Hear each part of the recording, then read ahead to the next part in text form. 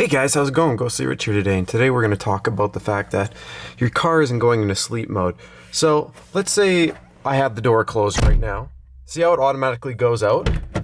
Well, in some cases, your car won't go to sleep anymore. Who knows if your body control module hooked or something like that. It just won't go out. Maybe you changed your stereo and you're like, oh great, I broke my Jeep or your whatever car you have.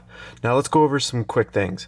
Things to check. Make sure that all your doors are closed. If all your doors are closed and you've gone through all your dash lights and everything is turned off, but this will not go out, then we obviously have a hiccup. Now, what you can do, and keep in mind, sometimes it just happens. Your cars are 90% computer now. They've got data running through them, which talks to mainly all the modules in a lot of the newer cars. So what you're going to want to do is, we'll leave this here. We're going to go under the hood. Now, before you do this, things you need to realize: if you do not have an aftermarket stereo and you might have a nicer car and it has electronic locks, meaning that if we cut power, it might not allow you back into the car until you put power back on. So I always suggest that before you do this, pop your doors open. After you've popped your doors open, pop your hood open, obviously, from the inside.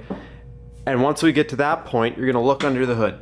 You're going to find your negative battery terminal post. This is going to have a bolt on it. Usually it's a 10 mil with most cars, on all of the cars I've owned, including my GTI right there, which I've also had this hiccup happen to before.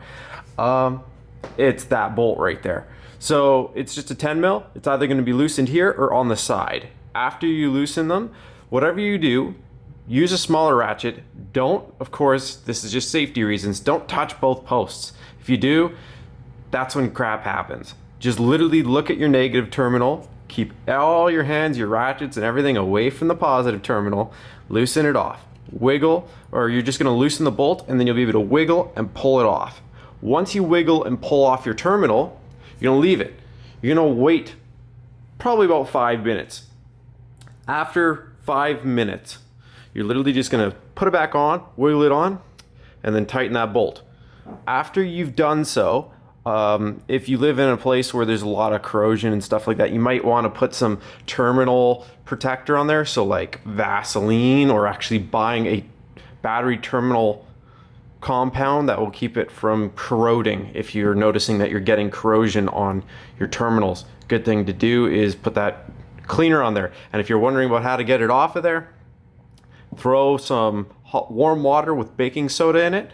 If you pour it on there, it'll neutralize the acid and it'll go down, and you can just clean it up afterwards if you want to do it that way. I suggest, if you're going to be doing that though, clean your terminals off outside of your garage. So go over, park on the grass or something, pour it on, and it should clean all that corrosion off. And then, like I said, do that terminal additive afterwards. That's just a little snippet. Sorry for ranting on, just trying to make sure I'm clear. By this point, if you're watching the video and you've pulled off your negative terminal, you can put it back on pretty much.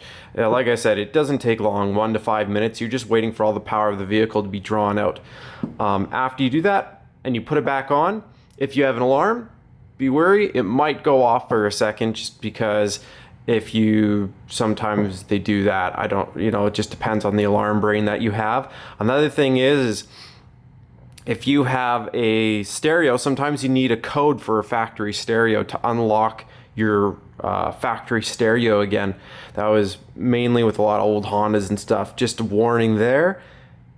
But what you'll do is, once you put the battery terminal on, go see if the light stayed out. And if it's when you go back over to your vehicle, if you can close the door once again and open it, and you notice that, oh hey look, sorry, I've got tight seals.